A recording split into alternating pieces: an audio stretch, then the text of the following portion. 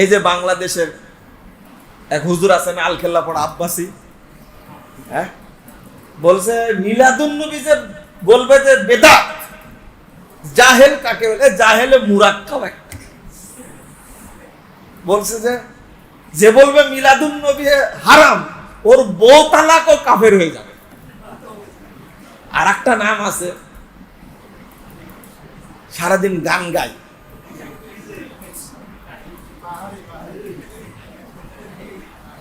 নাম আপনারা উচ্চারণ করলেন, যান কুলি করে আসেন তাহলে।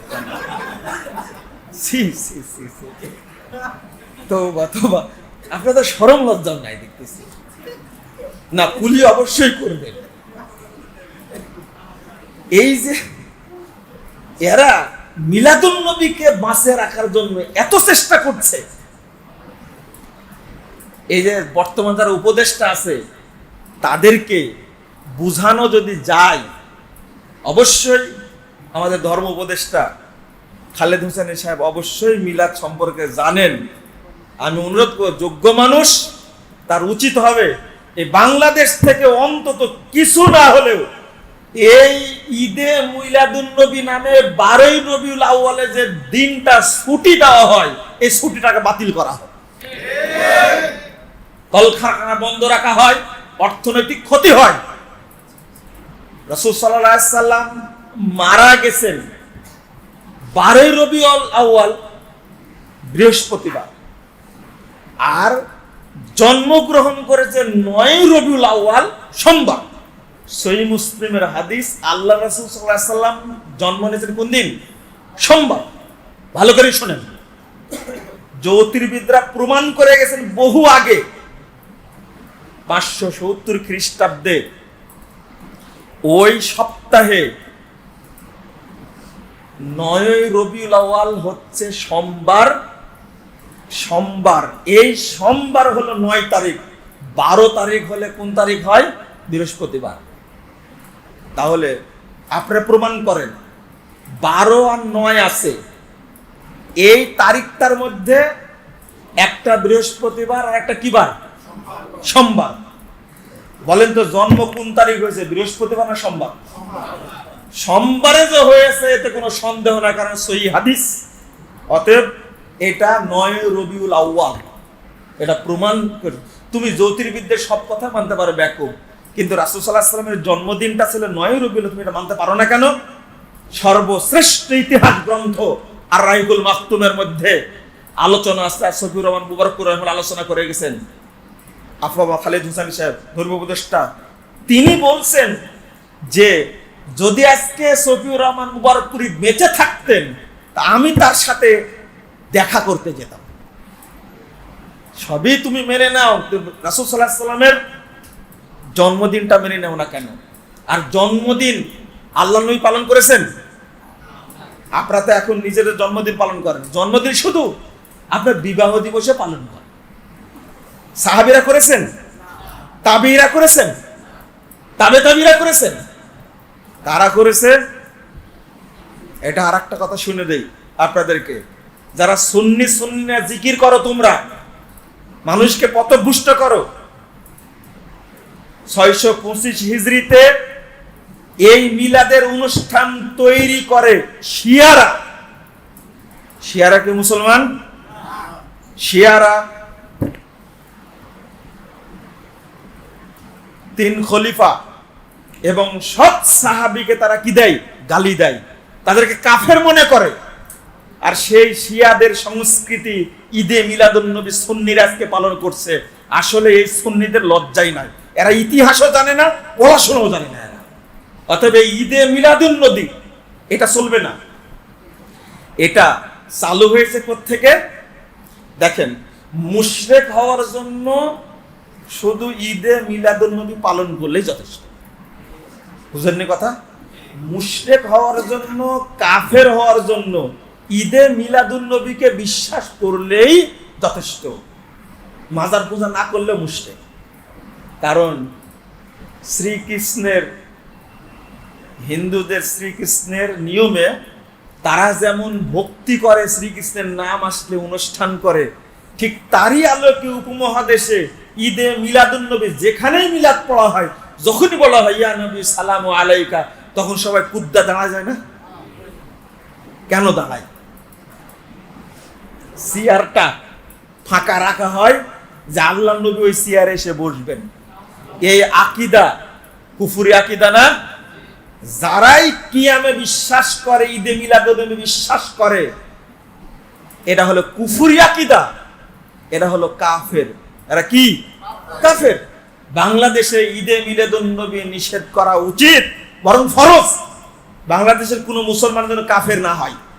যেমন মাজার পূজা রাষ্ট্রীয়ভাবে বন্ধ করা উচিত, মাজার যেমন রাষ্ট্রীয় আইন করে ভেঙে দেওয়া উচিত, তেমনি ঈদে মিলাদুন্নবী অনুষ্ঠান রাষ্ট্রীয়ভাবে আইন করে এটা বাতিল করা উচিত। কোন জায়গায় চলবে না এটা। বেটা, তুমি নবী সাল্লাল্লাহু আলাইহি ওয়াসাল্লামের সুন্নাহ মানো না, হাদিস পড়ো না, আল্লাহর নবীর নামে সব মিথ্যাচার করো, আবার তার নামে তুমি হালুয়া রুটি খাবে, এগুলো চলবে না। আপনারা আমরা যদি একটু খেয়াল করি যে আমরা কত শিরকি আকীদার মধ্যে নিমজ্জিত,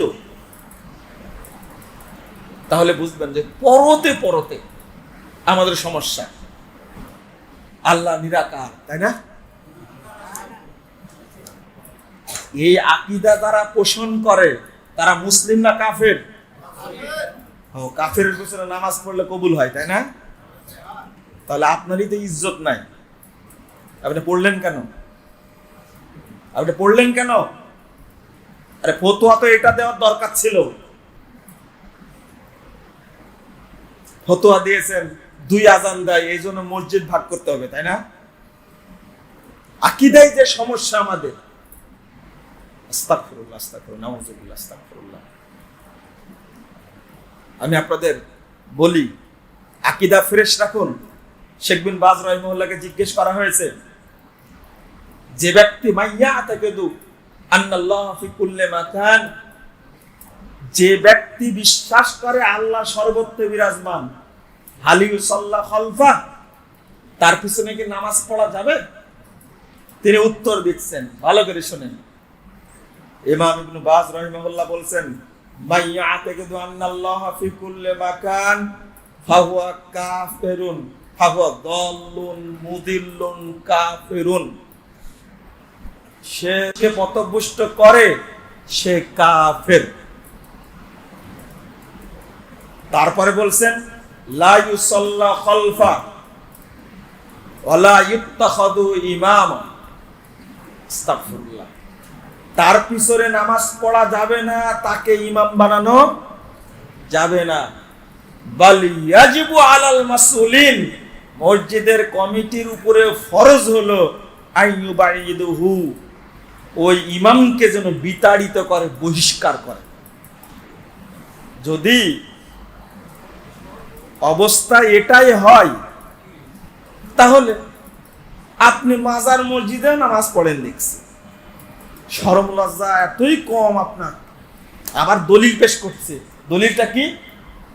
আল্লাহ বলছেন ওয়ারকাউ মার রাকিন, রুকুকারীদের সাথে রুকু করো, রুকুকারীদের সাথে রুকু করো। তাহলে ঠিকই তো, শিয়াদেরও মসজিদ আছে না? তোদের পিছনে রুকু করা যাবে না, নামাজ পড়া যাবে না? যাবে? কেন যাবে না?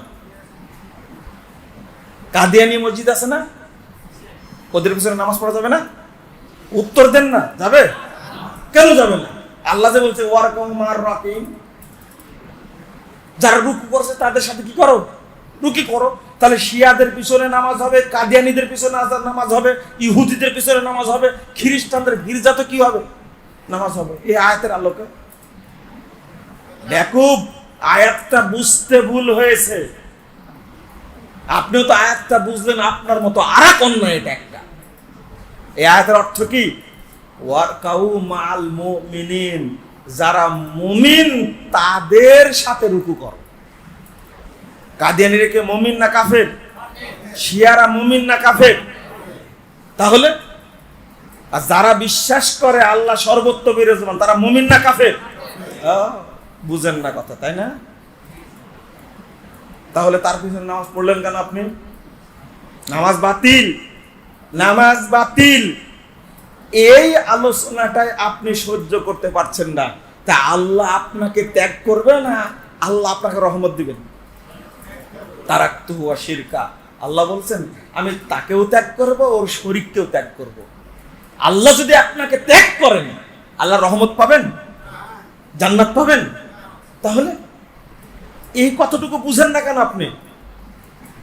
এখন প্রশ্ন করবে যে তাহলে নামাজ পড়বো কোথায়?